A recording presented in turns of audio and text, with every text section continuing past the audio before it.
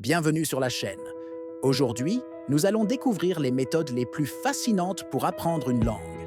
Des rois aux armées, des universitaires aux polyglottes modernes. Vous allez voir comment, depuis des siècles, les humains ont inventé des stratégies pour parler plus vite, mieux et avec plus de confiance. Les méthodes historiques. La méthode grammaire-traduction. C'est la méthode des Grecs, des Romains et des universités médiévales. Le principe, apprendre la grammaire, mémoriser du vocabulaire, traduire des textes, très efficace pour lire, beaucoup moins pour parler. La méthode directe, aussi appelée méthode Berlitz, née au 19e siècle. On parle uniquement la langue cible. Pas de traduction. On répète des dialogues. Résultat, progrès rapide à l'oral. Les méthodes des cours royales.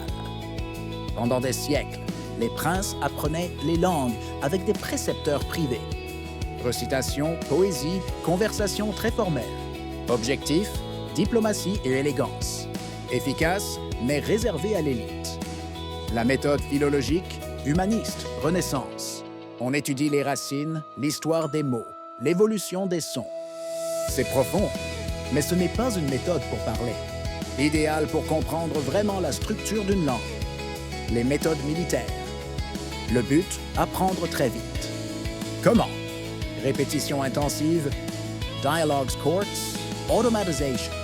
Cette méthode donne naissance à la méthode audio-orale, la méthode audiolinguale, ALM, utilisée dans l'armée américaine et dans beaucoup d'écoles dans les années 50-70. On apprend par répétition, imitation, mémorisation de modèles. Excellente prononciation, mais vocabulaire limité. Les méthodes des services de renseignement. CIA, KGB, services spéciaux. Objectif. Parler dans des situations réelles. Jeu de rôle. Scénario de marché, frontières, interrogation. Mémorisation rapide. Très efficace, mais très intense. Les méthodes des grands explorateurs et polyglottes. La méthode Schliemann. L'archéologue Heinrich Schliemann parlait plus de 10 langues. Sa technique. Lire à haute voix. Relire les mêmes textes jusqu'à la perfection. Tenir un journal dans la langue cible. Parler dès le premier jour. Simple, puissant, exigeant. Les méthodes modernes. Le shadowing. Popularisé par le polyglotte Alexander Argel. Vous écoutez un audio et vous répétez en même temps, sans pause. Excellent pour l'accent, la fluidité, le rythme, l'input compréhensible. C'est apprendre comme un enfant. Écouter et lire des contenus légèrement au-dessus de son niveau. L'objectif, comprendre le sens, pas la grammaire. Un apprentissage naturel, sans stress. L'approche lexicale. On n'apprend pas des mots isolés, mais des expressions prêtes à l'emploi. Exemple. Est-ce que ça te dérange si... J'aimerais... Très efficace pour parler vite. L'apprentissage basé sur les tâches, task-based learning. On fait des projets concrets. Écrire un mail, réserver un hôtel, résoudre un problème. La langue devient un outil, pas un exercice.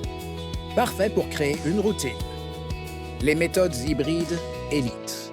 Très efficace mais demande beaucoup d'heures. Méthode assimile. Célèbre pour ses leçons quotidiennes courtes. Une phase passive, puis une phase active. On absorbe naturellement la grammaire. Michel Thomas. Méthode orale. Sans devoir ni mémorisation forcée. On se concentre sur la construction des phrases. Très bon pour débuter. Pimsleur. Leçons audio de 30 minutes. On anticipe la réponse. Très bon pour développer l'automatisme oral. Aujourd'hui, il n'existe pas une méthode parfaite. Chaque approche répond à un besoin différent. Le secret, c'est de combiner plusieurs stratégies. Un peu de répétition, un peu d'écoute, un peu de lecture et beaucoup de plaisir. Abonnez-vous pour plus de contenu sur les langues, l'apprentissage et les méthodes efficaces.